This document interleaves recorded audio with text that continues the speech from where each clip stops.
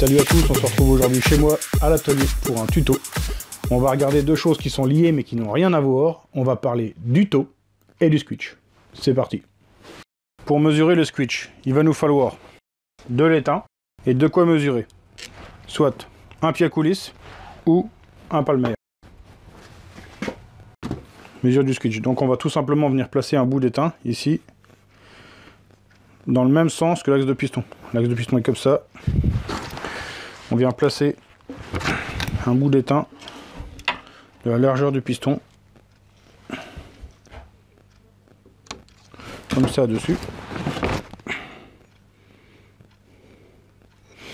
Voilà. Certains le mettent d'arrière à avant, mais avec le basculement de piston, on observe des trucs un peu bizarres. Moi je préfère le mettre au niveau de l'axe, comme ça le piston bouge moins. On vient replacer notre plot ou notre culasse. On serre notre plot modérément, pas besoin de serrer au couple, hein, mais bon, on serre quand même comme il faut pour écraser les joints. Et on écrase au point Moro une paire de fois notre morceau d'étain. On enlève nos écrous. Voilà. Maintenant, hop, on récupère notre morceau d'étain. Maintenant, on passe à la mesure.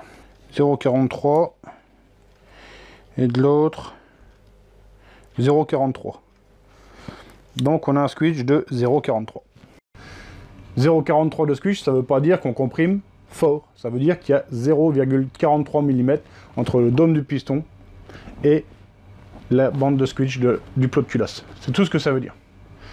En revanche, pour calculer le taux de compression, on va voir ça maintenant. On va regarder les outils dont on a besoin pour réaliser cette mesure. C'est parti. Pour prendre le taux, il va nous falloir une feuille, une calculette, un stylo, une burette et de l'huile. Eh gros, comment qu'on fait pour mesurer? Donc, moi ici j'utilise une burette de Mohr, M-O-H-R. Donc ce qui est pratique, c'est que ça c'est gradué dans le bon sens. Ici on met 0, et si on met 5 cc, ça va à 5 cc. J'ai utilisé pendant des années des seringues à la pharmacie, des trucs à 50 centimes, des seringues de 10 cc. Seul problème, c'est qu'il faut faire le calcul inverse, quoi. Si on met, si le volume de champ est 4 cc, sur la seringue c'est marqué 6. 10 moins les 4 qu'on vient de mettre. Voilà. Bref, achetez-en, vous comprendrez. Donc burette ou seringue, ou alors pour les friquer, burette électronique, mais bon, ça ne sert à rien du tout. Et l'huile, alors tout le monde... pour l'huile, tout le monde va vous dire un mélange de carburant avec à 40%, à 60% d'huile et tout, bidon. Albona, Aldi à 1 €, ça marche super bien. Pas besoin de se prendre la tête. Allez, alors pas besoin de comparateur, on se met au point Moro comme ça suffit, au tournevis. Voilà. Hop, c'est bon. Deuxième étape, ça va être de remplir sa burette. Burette de Mohr. Soit on remplit sa burette, soit on remplit sa seringue. C'est pareil. On vient mettre sa burette, le niveau de liquide dans la burette à 0. Je sais pas si on voit quelque chose. Bref. Et maintenant, on vient remplir. Quand on va voir le liquide arriver dans le puits de bougie. Donc là, il est au milieu du puits de bougie. On ferme et on vient vraiment remonter le niveau liquide pour être sûr d'être au point Moro. Donc là, ça monte plus du tout. On est au point Moro. Et on vient terminer le remplissage. Et on remplit vraiment jusqu'en haut à fleur. Voilà. Là, je suis au ras. J'ai 8,5 de volume total. Volume total, 8,5 cc. Ça, tout le monde est d'accord. Maintenant, il faut, au volume total, enlever la hauteur du puits de bougie. Alors, la hauteur du puits de bougie, sur un culot court, tout le monde est d'accord à dire, on enlève 1,5 cc. Sur un culot long, on voit tout et n'importe quoi.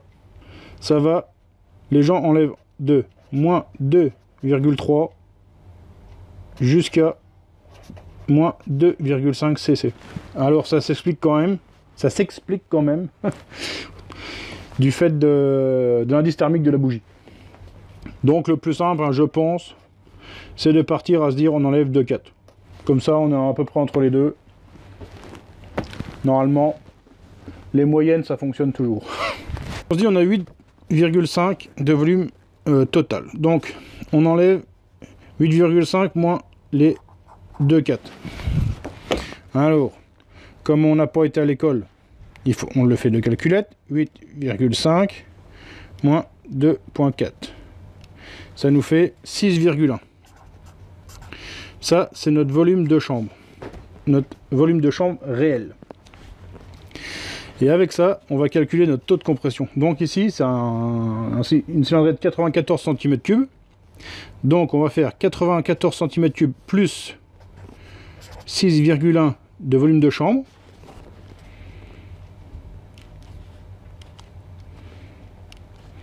Ça nous donne 101. Autant pour moi, 100,1. Et je divise 100,1 moins le volume de chambre. Divisé par 6,1. Et on a ici 16,40. 16,40, qu'est-ce que c'est? Eh bien, c'est notre taux. C'est notre fameux taux. Voilà. Ça veut dire je comprime à 16,4. Ici, je vous ai montré pour exemple sur mon moteur donc, qui a roulé cette année et l'année passée avec la machine officielle tournoi. Donc vous voyez, hein, je vous ai rien planqué. Vous avez vu avec quoi ça tournait. Hein, il n'y avait rien de fou. Je peux même vous montrer l'intérieur si ça vous intéresse. Ici, on voit son piston qui a 2 ans. Voilà. Il n'a jamais été changé. Hein, donc, il est un petit peu cramé, mais bon, ça va encore. Hein. Sous cet angle, vous pouvez voir la préparation du carter. Alors c'est vraiment, vraiment basique. Un simple alignement. Au Fast 90. Alors la seule pièce un peu exclusive, c'était la cale d'admission au tournoi qui avait été faite. Bon là, il y a quand même un petit gain par rapport à la cale Polini d'origine. Mais bon, c'est vraiment la seule pièce qui a été modifiée en vue de gagner de la performance par rapport à ce qu'on peut trouver dans le commerce. Le cylindre, complètement stock, sorti de la boîte. Voilà, en conclusion, ce qu'on peut dire, c'est qu'il n'y a aucun rapport entre Squitch et taux. Maintenant, j'espère que ça va être un acquis, parce qu'il y en a mort d'entendre qu'un Bidalo à 0,9, ça comprime pas, ça n'a aucun sens. Un Bidalo à 0,9, il a 0,9 de Squitch et il a 16 de taux. Comme un Malossi, il a 16 de taux avec 0,45 de Squitch. Prenez vos Squitch, prenez vos taux, ce sont deux choses complètement différentes. Et grâce à ça, vous pourrez sélectionner le carburant le plus adapté à vos moteurs, à vos budgets, à vos envies. Voilà, c'est tout. Il me reste plus qu'à vous dire à bientôt pour de prochaines vidéos, puis essayez de liker et tout le bordel de partager, parce que ça prend du temps à faire toutes ces merdes. Allez, tchuss. Enfin, sus.